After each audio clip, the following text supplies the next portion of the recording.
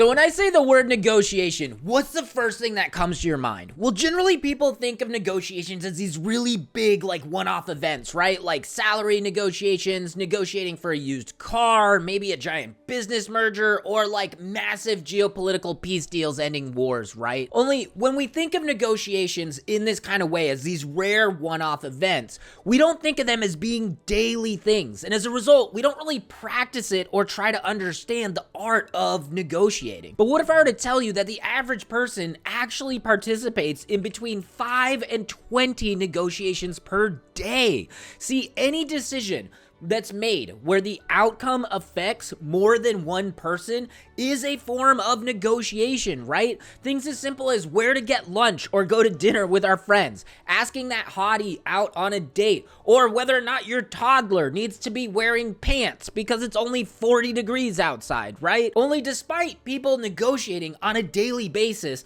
a lot of us really kind of suck at it, right? We don't recognize that these little interpersonal interactions are what they truly are, which is legitimate negotiations. And then we don't have a full understanding of how to approach negotiation effectively because we're not using any sort of formal approach or strategic framework or methodology. And generally, we just end up making it up as we go or winging it, right? Only this tends to create problems for us. See, we tend to do things poorly that we don't really practice or understand. And that leads to us making mistakes that can lead to a decrease in effective communication, an increase in probability of conflict, and worst situation, value being left on the table. See, if we're bad at negotiating, then we're putting our interpersonal relationships at risk. We risk losing out on the goals and the things that we want and need. And we also risk being taken advantage of by people that are really good at negotiation and come at it with a specific framework and approach. So how do we get better at this critical life skill? Well, the most important step is going to be understanding a funny little term called ZOPA, which is known as the zone of possible agreement, right? Okay, so in the next 12 minutes, we're going to dive into this and discover just what the heck is a ZOPA and what does it have to do with negotiations, why finding the ZOPA is so critically important to us, and what are strategies that you can start employing today to quickly identify the ZOPA in the next negotiation that you have. I'm Radar, and I've spent the past 10 years studying human behavior and analyzing conflicts all over the world, from universities to government agencies to even jumping out of airplanes with special operations. But what's my real expertise? That's turning complex problems into actionable solutions. My mission is to give you the most effective tools so that you can crush your own challenges and make a meaningful, positive impact on the world. So let's dive into it. Welcome to the Renegade Institute. So, have you ever tried to go to lunch or dinner with a friend and they open with something like, yeah, man, I'm down for whatever. And then only after they've rejected your first 3 suggestions, you find out that they clearly were not down for whatever, right? This is a disconnect where we didn't understand their zone of possible agreement and they did not effectively communicate that, right? See, what they actually meant when they said, I'm down for whatever, is they meant, I'm down for whatever as long as it's within my very specific zone of possible agreement. And now you're stuck in this weird situation where you're kind of like playing Battleship trying to figure out exactly what down for whatever means, right? And so that brings us to the very core of the episode, which is what is a zone of possible agreement, or a ZOPA? And basically, in any negotiation, the zone of possible agreement is what are all of the end states that are agreeable for the individuals within the negotiation. If we stick to the example of the lunch analogy, it might look like something for the following. They might say, yeah, I'm down for whatever, but what they actually mean is I'm down for whatever as long as it's not fast food like Burger King or McDonald's, but it's also not too expensive. I don't want it more than $15 to $20. I'd like to sit down, but not too fancy. And I like burgers, Asian food, or pizza, but sushi and Indian food's gonna be too adventurous for me today, right? So we can see that this zone of possible agreement can actually be pretty complicated if we don't know where the other person is coming from. And it creates a lot of opportunities for miscommunication and for problems to arise as we are going through these little daily negotiations. So why is finding this zone of possible agreement so critically important to us? Well, for starters, it determines if the negotiation is even worthwhile to begin with, right? See, every person within the negotiation, they're going to have their own list of desired outcomes that they're willing to accept and things that they're not willing to accept. And the zone of possible agreement only exists if there's an overlap between those lists of all the individuals who are engaging in the negotiation. Like, for example, let's say I'm trying to buy a used car, right? I only have $500, and the cheapest used car I can find in my area is $2,000. Well, you're not even going to go into a negotiation at that point because there is no zone of possible agreement. Their lowest asking price, $2,000, is significantly higher than my highest offer price of $500. So there's this huge gap in between what we're trying to settle on, and then there's no reason to even begin in the negotiation. This can be true as well if we have very specific needs that we're not willing to compromise on, right? Or if your ZOPA is really tight. See, for every additional requirement that you add for what you're willing to accept, it makes your ZOPA smaller and smaller. So like, say again, like I'm trying to buy a new truck, right? I'm only willing to accept a 3rd generation Toyota Tacoma. It's got to be a TRD off-road. It's got to have a manual transmission. And lastly, I'm only willing to spend $35,000 on it, right? This leaves almost no wiggle room for the dealership. Like at that point, the only thing left to negotiate for the dealer's end is like maybe the color. They essentially need to fulfill every single one of those requirements or I won't buy. And so that means that now we can look at that, and with that information, we can be like, I actually don't think a negotiation here is gonna be the most effective. But if they didn't know that, they didn't know my zone of possible agreement, they didn't know all my specific requirements, and I was really bad at communicating it, we might go into a negotiation thinking that there's a zone of possible agreement when really there probably isn't. And so that's why it's so important for us to figure out what are the zone of possible agreements with the people that we're interacting with during these negotiations. The second reason why it's so important for us to do a zone of possible agreement discovery is it's gonna help us find optimal outcomes, right? See, when we don't know people's zone of possible agreement, we generally are left operating on assumptions, which are generally wrong. And then when we operate on those assumptions, we might then go further and make compromises that we never actually had to make to try and get to agreed upon solutions. So I know that sounded kind of complicated. Let's do an example, right? We're going to get lunch with our friend again, right? Today, I really want to get pizza. That is my most desired outcome in my zone of possible agreement. I will settle for burgers. I don't love it. I don't hate it. And it's like, it's fine, but whatever.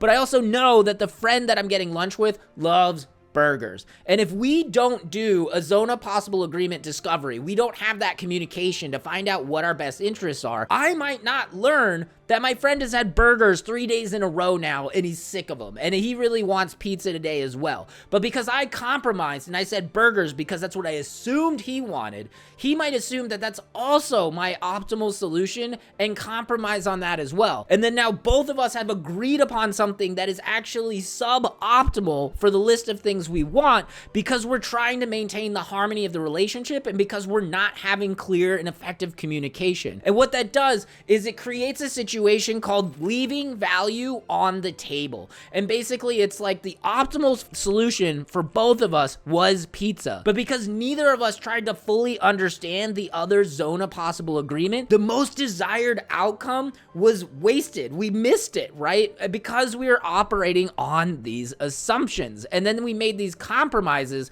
that weren't necessary because of our lack of communication. And as a result, everyone just ended up getting less than what they could have. On a side note, leaving value on the table, the biggest way that that's going to affect our life is when it comes to romantic relationships, or rather potential romantic relationships that never happened, right? Like think back to your younger years, right? Where you had a crush on someone, but you never told them because you were scared, right? You had a zone of possible agreement, but it was never shared. It was never communicated. And then years later, you find out that that crush had a crush on you at the same time. And now because neither of you communicated your feelings, this beautiful story never happened, right? So that is the learning lesson, right? Don't leave value on the table. We need to find our own zone of possible agreement and communicate it to others, but then we also need to try and figure out what other people's zone of possible agreement is so we can find those optimal solutions for everyone. So this brings us to the next stage, which is how do we solve this? How do we more clearly communicate and learn each other's zone of possible agreement? Well, strategy number one, I know it sounds crazy, but just straight up ask, right? What are you willing to accept? What are your top 3 outcomes? What do you think is a fair price for this product, right? I actually got played by this in college because a person that I was negotiating with, I was selling a mountain bike and it was a nice bike. I was asking for $1,200 for it. And this individual was very good at figuring out what my zone of possible agreement was. Basically, within the first 3 seconds of looking at the bike, he was just like, what is the lowest price you're willing to accept for this? And I panicked. I didn't know what to do. And I was like, blah, blah, blah. And I didn't do any zone of possible agreement discovery for him. I had no idea what he was willing to pay for it. I had no idea what the market value of it was. And I just panicked and gave him my lowest number, to which he looked at it and he said, sounds good to me. And then bam, just like that, I ended up selling this bike for $300 less than my initial asking price, right? And so where I really failed was I knew none of what he was willing to pay for the bike, and he knew 100% of where my zone of possible agreement was. He knew my asking offer, which is my highest, and he knew the lowest I was willing to sell for it. And because I never asked, I lost a lot of value in that sale. But I did learn a very, very valuable life lesson that I have never made that mistake to this day. So maybe that lesson was more valuable than the $300. Sometimes in our negotiations, like when we're negotiating for a used car, right, chances are we're just straight up not gonna be able to learn the other person's ZOPA, right? They're not gonna tell it to us if we ask. We're not gonna be like, what's the absolute lowest you'll sell this truck to us for, right? And they're probably not gonna tell us. So strategy 2 is we're gonna try to do our homework first, right? We're gonna do some research about the negotiation before we go into it. So if we're trying to buy that used bike or that used car, we wanna look, what are the current market prices? What are similar bikes or cars selling for? How desirable or in demand is that specific bike or car? Has the car been sitting in the dealer's lot for several weeks now and they're probably gonna try to get rid of it? Well, great. That means we can probably do a much lower price than they're asking. Or was the ad listed 20 minutes ago and they've already got 3 messages for it? Then you're like, okay, I'm probably not gonna be able to negotiate too much on this because they have a lot of competition, right? Another way we can use homework, and this is a fun one, use spies. Use the people around you. See if there are ways you can use the tools around you to get the information you need without being direct. So like, easiest example, remember in middle school when you were too afraid to ask your crush if they liked you, so you asked their best friend instead? Do that, right? That is a great way to like go around and learn people's zone of possible agreement without being directly assertive in a way where they might be more guarded. And the more you know about their zone of possible agreement, the more you can find that level of compromise that's gonna be a win for everyone. And so we wanna use doing homework and doing our research as a way to get more information and get into a better position for understanding the zone of possible agreement with the people that we're negotiating with. This brings us to our third strategy for discovering people's zone of possible agreement. And lastly, if you have no other information to go off of, you can't figure out where, like, what that zone of possible agreement is for them, if they are entering into the negotiation, we can assume that there is at least some flexibility within their zone of possible agreement. So we're gonna take whatever their stated position is, and then we're either gonna ask for 20% more or less than whatever that stated offer is,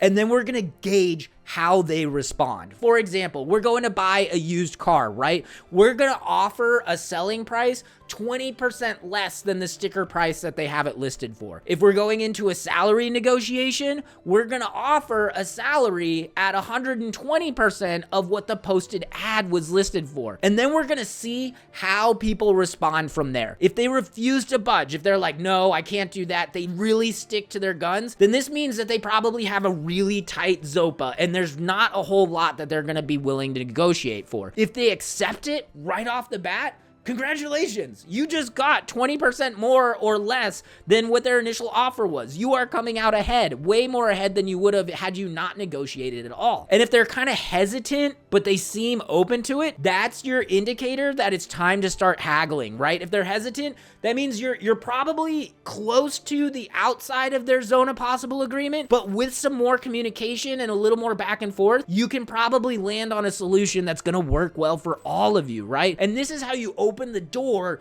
to getting more out of your negotiations. So, kind of in conclusion, the main takeaways are most people view negotiations as these big, grand, rare events. So we don't put a lot of importance and thought into being good at it or understanding it on a formulaic level. However, for nearly all of us, we are engaging in negotiations almost daily. And by not being aware of this or practicing this skill set, we're basically risking an increased probability of conflict, a decrease in effective communication, and worst situation of all, leaving value on the table where there's an optimal solution for everyone that gets missed because we're not having these conversations, right? So to get better at this invaluable skill set, we as Renegades can employ 3 strategies for overcoming this. Straight up asking, what are your top 3 outcomes? What would you like to come out of this? Doing our homework, doing market research, asking around, using spies, right? And then lastly, if we really have nothing, let's ask for a solution that's within 20% of their stated offer and then gauge their feelings and see if we can do some haggling from there. Outside of that, what did you guys think of this? Was this helpful for you? Was there a time where you felt like you really left a lot of value on the table because you didn't know your partner's ZOPA? Or do you have a future negotiation that's coming up that you're kind of apprehensive about because you have no information about their zone of possible agreement? We'll throw a description down in the comments below and we can brainstorm some fun ideas of how you can try and figure out what their zone of possible agreement is. Anyhow, for our final quote and sign off of the day, it's going to be coming from Harvey McKay. God, that's funny. That rhymes. But anyway, he said, you do not get what you want. You get what you negotiate. Well, that's all I got for you guys. Until next time, keep forging your path and we'll see you next time. Lux Via. All right, here we go. I think we got it figured out. Hopefully. Sometimes I don't enjoy learning this much and figuring things out the hard way, but this is my life. So here we go. Business mergers, right? Like CEOs, acquisitioning, acquiescing. Woo!